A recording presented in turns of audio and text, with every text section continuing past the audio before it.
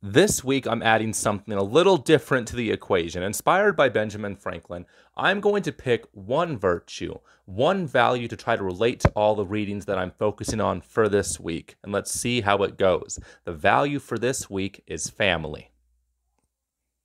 Tuesday night. So why did I decide on family being my first virtue of the week? Well, I'm a family man. Family is very important to me. Family is foundational to who I am as an individual. I was raised in a very interesting, close-knit family, and now that I'm married and have children, I have a very interesting and close-knit family of my own, if I do say so myself. But why would I feel the need to even start doing a virtue of the week? Already, there are some weeks where this reading vlog is convoluted and all over the place and hard to follow. But I feel that for me as an individual, I will benefit greatly from meditating on a virtue that is important to me every week. And I do think it could add some flavor, some spice to the weekly reading vlogs that you guys watch, and hopefully it'll lead to a better viewing experience. Luckily, family is a very broad, central theme in most fiction, so it shouldn't be too hard to find reads that align with the theme of the week. I already know that I'm going to start Blackwater this week. Blackwater is considered by many to be a Southern Gothic masterpiece, and we'll see what other books or manga I could pick up this week that match with the family theme, and we'll see how this week goes. Two things right off the bat that I love about Blackwater. Firstly, the descriptions are masterful. The author has really transported me to Perdido, Alabama in the early 1900s. I could picture in my mind's eye every individual that is described in this book. I could see every building, I could see every street, I can imagine the rooms and the dining rooms and the houses and the stores so perfectly, so clearly in my mind's eye. I could hear every line of dialogue super clearly. It's almost like I'm watching a movie when I'm reading Blackwater. The descriptions are that good. The second thing I really like about Blackwater is how well the author was able to depict and capture the atmosphere and the racial tensions between blacks and whites in the South of America in the early 1900s. The racism in this book is very understated. It doesn't need to be described. Blacks are inferior. The people aren't rude about it. They're just so matter-of-fact about it. And in some ways, it's more jarring, but it's also a lot more recognizable to me as someone that grew up in the early 2000s, because most racism was not overt, in-your-face, angry. And Southern people, especially Southern ladies and gentlemen, mean racism was beneath them when talking in polite company. So I really think the author did a very good job at capturing that. Why do I love that so much? While reading the first 100 pages of Blackwater, it reminds me of this story that I was told over and over again in my youth, and it has stayed with me ever since. So I'm mixed race. My mom is a white ginger. My biological father is black. My mom is a descendant of Norwegian immigrants who came from Norway and settled in America. So my great-grandmother was full Norwegian, and she was perhaps a little hesitant, a little unsure about how to feel about having a half-black great-grandson. She never was mean to me. She never treated me differently. But I remember my mom told me that the one time she knew that her grandma was okay with the whole black great-grandson thing was when she was talking to my mom, and she was just out of the blue like, Denzel Washington is a very attractive black man. And my mom's like a young mom in her early 20s, and she's like, okay, Grandma. And she's like, I think Jordan will be a very attractive black man, like Denzel Washington. That story always makes me laugh. I love my great-grandma. Rest in peace. But yes, the polite racism in Perdido, Alabama, in Blackwater reminds me of that story from my youth. Backpedaling a little bit to our topic of descriptions, here's a description of James Caskey, one of the characters in Blackwater, and tell me if you can't picture the type of individual that James Caskey is by listening to this little blurb of the book. James Caskey, Oscar's uncle and Mary Love's brother-in-law, was a quiet, sensitive, fastidious man to whom trouble came easily and left grudgingly. He was slender, bony, some said, mild, and quite well off, at least by the standards of a small town in a poor county of an impoverished state. He was unhappily married, but his wife, Genevieve, to Perdido's relief, spent most of her time with a married sister in Nashville. He had a 6-year-old daughter called Grace, and he had, despite the possession of that wife and daughter, the reputation of being marked with, the stamp of femininity. Tell me you can't picture the type of man James Caskey is after listening to that paragraph. You can't. It is so well described. I know exactly what sort of individual I'm dealing with after I read that paragraph. He is a man that is seen as weak. He is sensitive. He's someone that gets pushed around by his wife. He probably lacks force and power. Maybe he even lacks charisma. And a lot of people pity him. I know plenty of men like James Caskey in my life. Michael McDowell, the author, he has a way of describing people in a way that is so familiar, so tangible, while also being so unique and distinct from the way authors are describing characters in their books. I could already tell Blackwater is going to be a masterpiece. I'm not going to finish it this week. It is a massive book, about 800 pages, but it's split into 6 parts. I could at least finish part 1 this week. Wednesday, I started a manga today, and it is crazy. It is unsettling. It is disturbing. And it's such a page-turner, and it's so incredibly compelling. I've already read 5 volumes, and I've only been reading it for like 2 hours, maybe 2 hours and 15 minutes. And the manga I'm talking about is Blood on the Tracks. What makes this manga so compelling is that it depicts a very abusive, very obsessive, very disturbing relationship between mother and son. Our protagonist is a young high school student, or maybe an 8th grader, like middle school, high school age, and his mom is a little cuckoo for Cocoa Puffs. And she does pretty disturbing, unsettling, questionable things, and there's some tension in our protagonist, in our main character's household. The only thing that bugs me about the first little bit of this series, it's 16 volumes. Hopefully I can finish all 16 volumes this week. But in the first volume, everyone is teasing our protagonist, our main character, about how overbearing, about how protective his mom is. And everyone kind of makes fun of his mom to her face about how protective she is. And they're like putting tension into this relationship that seems on the surface pretty dang cute, pretty damn wholesome, pretty damn relatable. And maybe it's just a holdover from like the previous generation. So I'm a millennial or Gen Z. I'm not sure. It always changes depending on how they're categorizing it. My mother is from Gen X though. So she was raised by a baby boomer. And the way that baby boomers raised their children was basically they didn't raise their children. If my grandparents could have gotten away with it, they would have just fed my mom and her siblings out of dog food bowls on the floor. They would have just sprayed them off with disinfectant, and they would have made sure they were just like looking pretty for school pictures. Baby boomers did not really raise their children. So then Gen X, they were a little bit more overbearing. They were a little bit more cautious. Okay, but this was before the internet that I was growing up in. So like you still had a lot of freedom.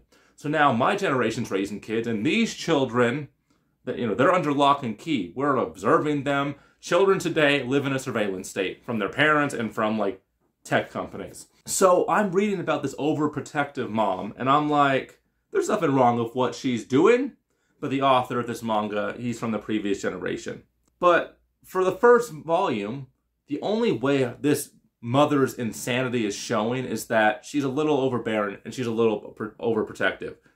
Clearly, she does some other questionable things that makes her clearly the antagonist, makes her very clearly the villain. But right off the bat, I was like, being overbearing, being overprotective is not a mental illness. It makes a lot of damn sense. We're getting all these statistics out now about all these bad things that happen to children from our parents' generation and from even my generation, and it makes sense to be overprotective. That's my soapbox. I'm stepping off of it. Blood on the Tracks, wild. Having the main character's mom be the villain, and that being stated very clearly in the second volume onwards, that's something special. Saturday. So I'm reading Blood on the Tracks, and I have 44 chapters left, which sounds like a lot, but honestly, I have read picture books to my 3-year-old that have more words than some of these chapters of this manga. I believe it's like 154 chapters all in all.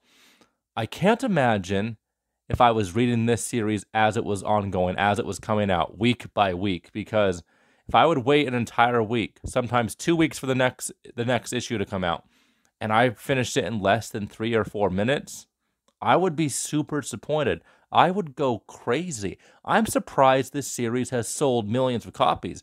Not because it's not good, because I can't imagine people reading a thriller where you're getting to consume that thriller at a glacial pace. Crazy things are happening. There was a crazy twist at the halfway mark of this manga. like on like in like chapter 80 something, where I was like, oh, what am I reading?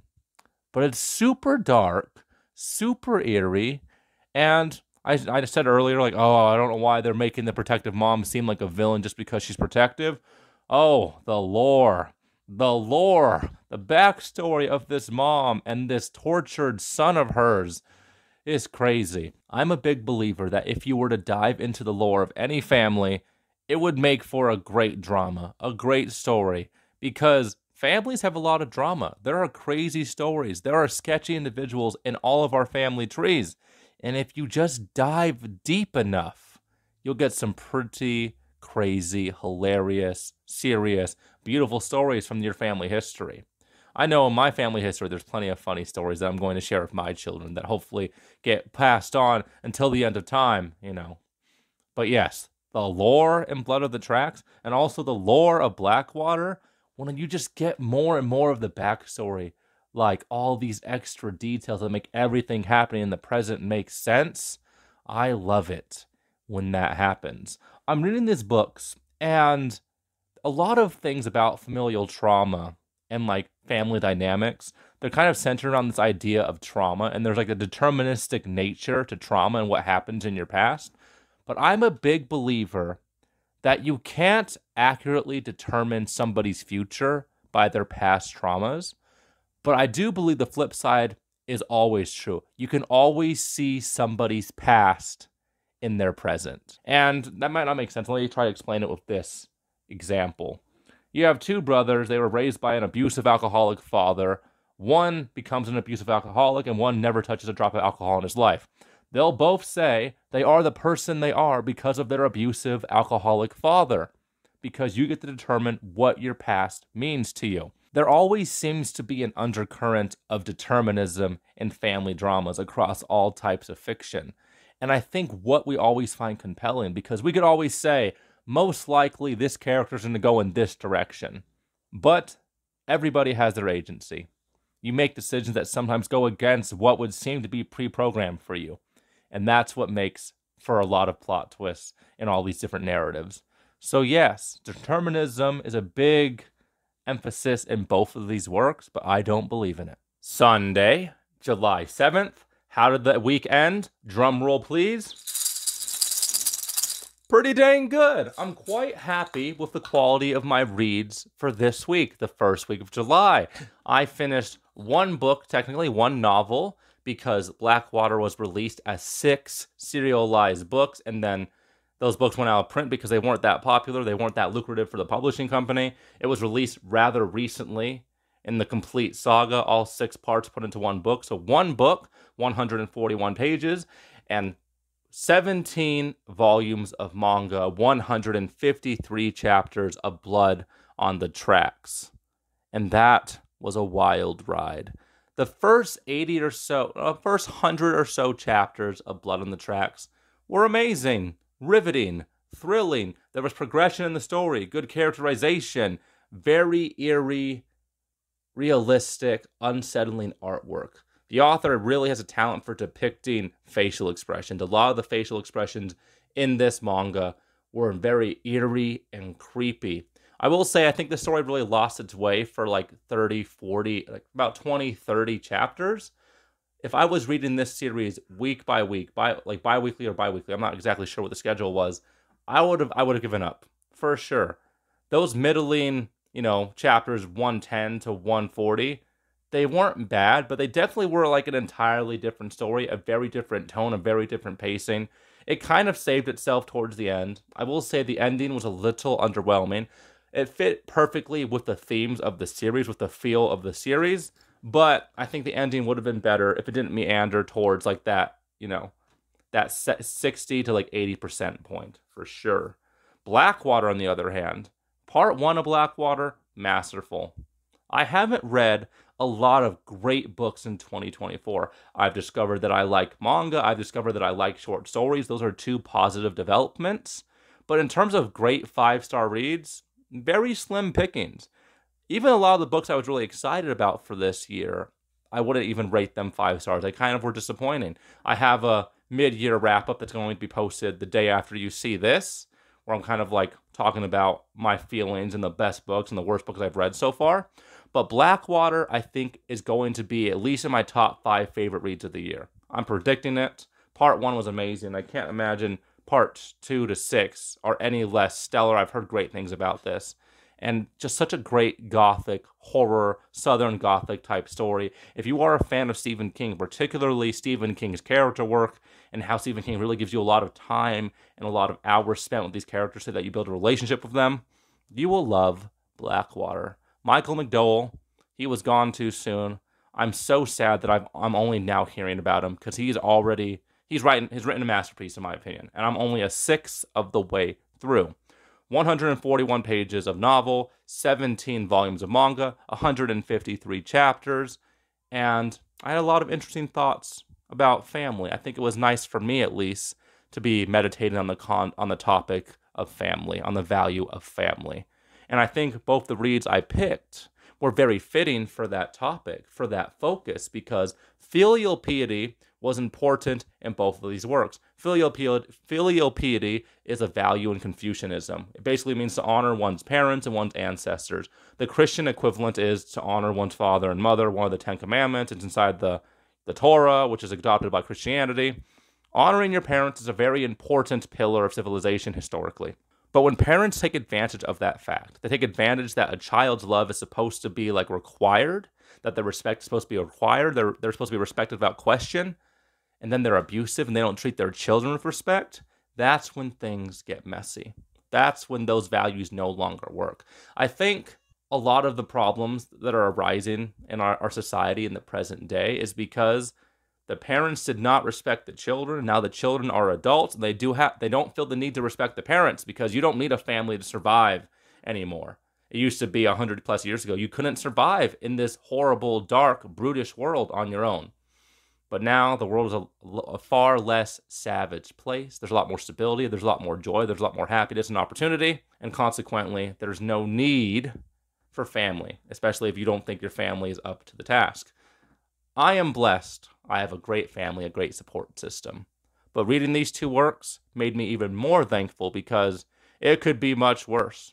I've had my dark moments. I've had my sketchy family occurrences. I've had bad family memories. But the vast majority of them have been overwhelmingly good. And I count myself lucky. So yes, the value of this week was family. Tell me what you guys think about me doing a value of the week, if I should continue doing it, or maybe I should just keep it to myself. I don't know. I want to hear what you guys think. I'm very happy with this week. 17 volumes of manga in 1 week is a new record. And Blackwater, I'm very excited to see how this saga ends. Thank you guys for watching this week where I read and I think about things. And I'll talk to you guys next time.